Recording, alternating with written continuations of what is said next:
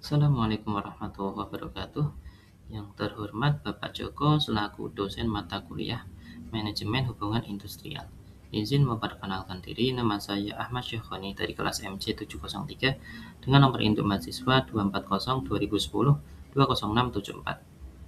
Izin mempresentasikan ujian akhir semester mata kuliah Manajemen Hubungan Industrial. Pada studi kasus UAS kali ini saya memilih berita yang dimuat oleh Antara News dengan judul jumlah PHK di Indonesia lebih dari 26.000 per Mei 2025 versi Kemenaker. Kondisi hubungan industrial di Indonesia saat ini yang berhubungan dengan slide berikutnya. Dari berita tersebut dapat diidentifikasi sektor bisnis atau industri yang dibahas, yaitu sektor bisnis yang dibahas dalam pemberitaan PHK massal adalah sektor pengolahan, perdagangan besar eceran, dan jasa.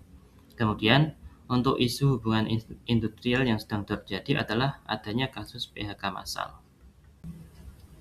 Dari berita tersebut dapat kita analisis menurut teori dari tripartit. Yang pertama, pemerintah.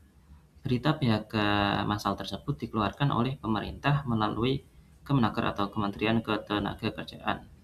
Pemerintah bertugas dalam mengumpulkan data dari dinas ketenagakerjaan masing-masing wilayah dan memvalidasi angka PHK serta menjamin bahwa PHK telah disepakati kedua belah pihak dan bukan sengketa yang masih berjalan.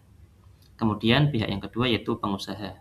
Pengusaha berperan dalam memutus hubungan kerja karena alasan efisiensi, terkendala biaya atau dinamika pasar, sebagaimana tercermin dari tingginya angka PHK sektor pengolahan, perdagangan besar atau eceran, dan jasa. Kemudian pihak yang ketiga yaitu pekerja.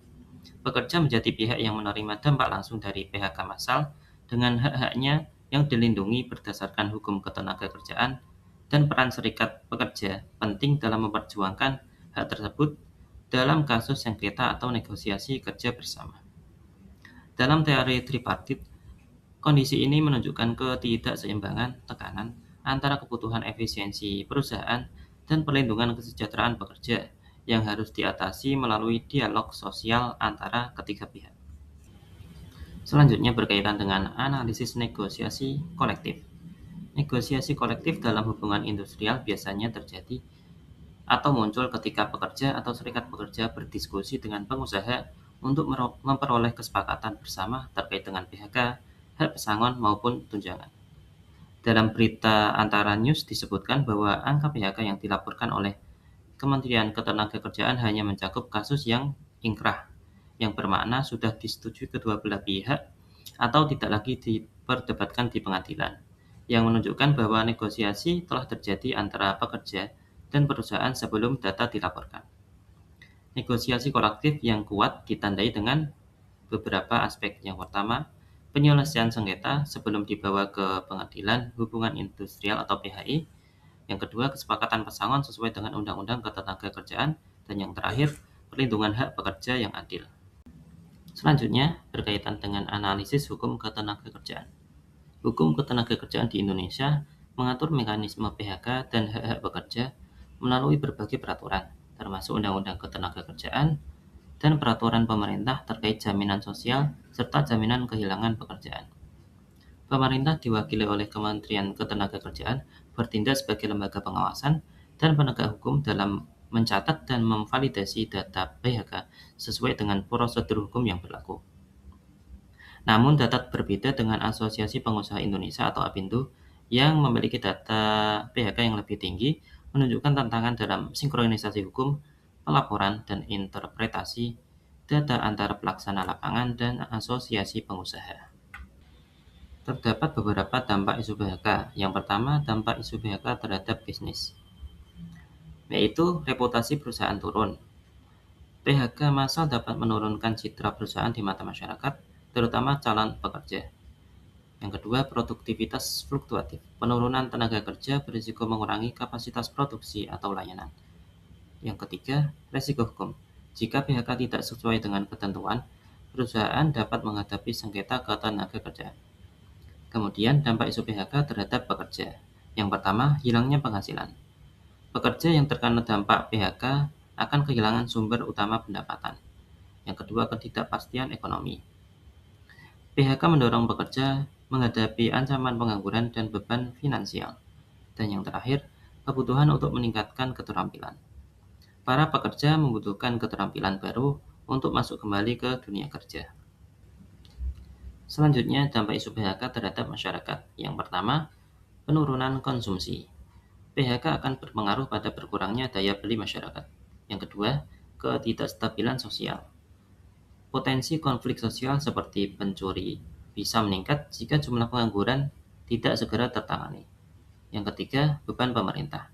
Peningkatan klaim jaminan kehilangan pekerjaan memberikan tekanan kepada sistem jaminan sosial.